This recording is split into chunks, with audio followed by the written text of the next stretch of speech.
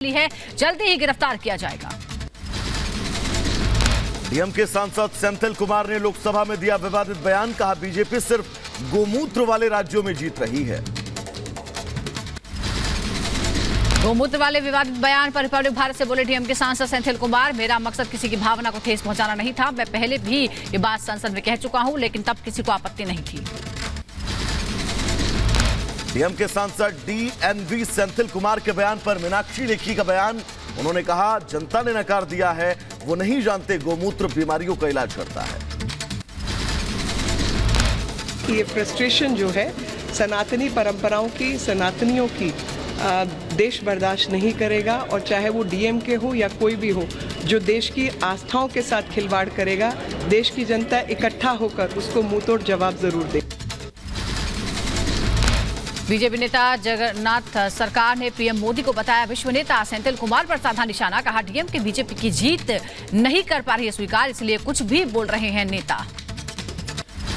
BJP नेता नवल किशोर यादव ने सनातन विरोधियों को मानसिक रोगी बताया, कहा हिंदी भाषी राज्यों को गालियां देने वालों को मानसिक इलाज की जरूरत, पीएम मोदी के नेतृत्व में आने वाले चुनाव भी जीतेंगे। डीएमके सांसद सेंथिल कुमार की टिप्पणी पर कांग्रेस सांसद अधीर रंजन चौधरी ने किया किनारा, कहा इस बात से हमारा कोई लेना देना नहीं।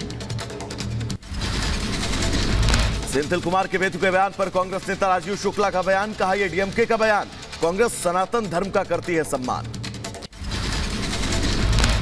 कांग्रेस के वरिष्ठ नेता आचार्य प्रमोद कृष्णम ने सेंथिल को बर्खास्त करने की मांग की, कहा सनातन पर हमला बर्दाश्त नहीं, सेंथिल कुमार माफी मांगे या उन्हें संसद से बर्खास्त किया जाए।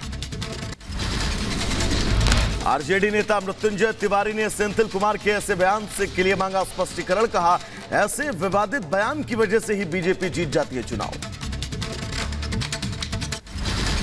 सेंथिल कुमार के विवादित बयान को लेकर बरसे केंद्रीय मंत्री अश्विनी चौबे, कहा जो लोग सनातन धर्म का दुरुपयोग करते हैं हम उन्हें नहीं कर सकते बर्दाश्त, हमारी परंपरा गौ गंगा गीता पर आधारित। हरियाणा से बीजेपी सांसद दुष्यंत गौतम का बयान, कहा विपक्षी गठबंधन के कुछ सदस्य जानबूझकर इस तरह के बयान देते हैं, वो सिर्फ हिंदुओं को गालियां देना चाहते हैं। डीएमके सांसद के गौमूत्र राज्य वाले बयान पर गरमाई सियासत, संसद से लेकर सड़क तक हंगामा, आज दोनों सदनों में गौमूत्र वाली टिप्पणी को लेकर हंगामे के आसार।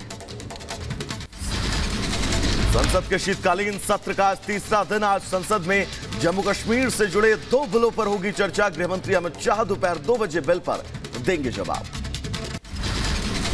टीएमसी सांसद सौगत राय की कश्मीर को अलग बताने वाले बयान पर गृहमंत्री अमित शाह का जोरदार जवाब, कहा एक देश में एक निशान, एक प्रधान और एक संविधान। एक देश में 2 प्रधानमंत्री कैसे हो सकते हैं? एक देश में 2 संविधान कैसे हो सकते हैं?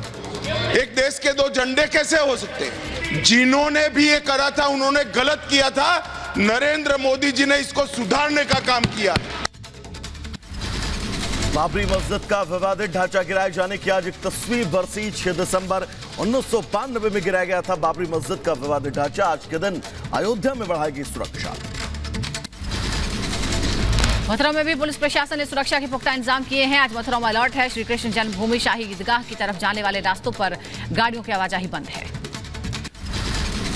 यूपी के बुलंदशहर में हाई अलर्ट पर पुलिस प्रशासन, एसपी सिटी ने railway station, bus stand, hotel और ढाबों पर चलाया सघन चेकिंग अभियान, बम निरोधक दस्ता भी रहा मौजूद।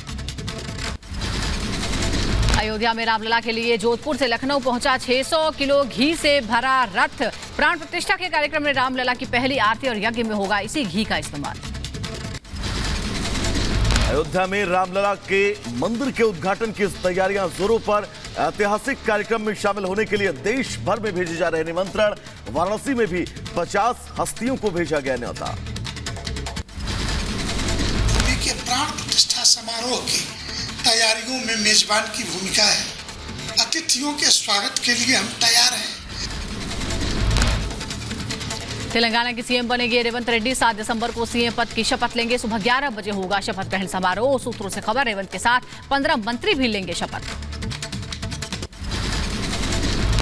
3 राज्यों में बंपर जीत के बाद पीएम मोदी ने की बड़ी बैठक, पीएम आवास 7 लोक कल्याण मार्ग पर पीएम मोदी और बीजेपी अध्यक्ष जेपी नड्डा ने की मीटिंग।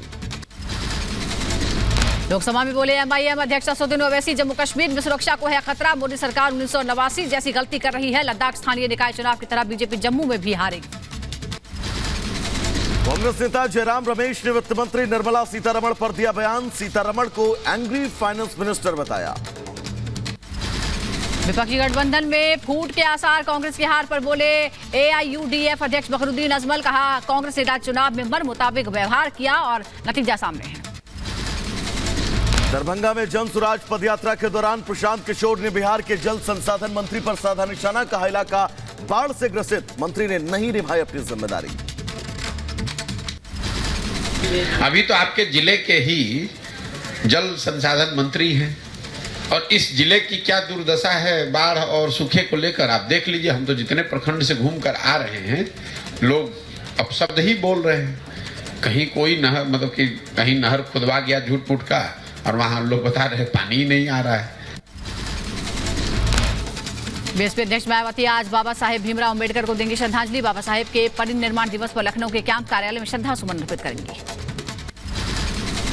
राजस्थान हरियाणा में ईडी की ताबड़तोड़ कार्रवाई। लॉरेंस बिश्नोई के करीबियों के ठिकानों पर छापेमारी।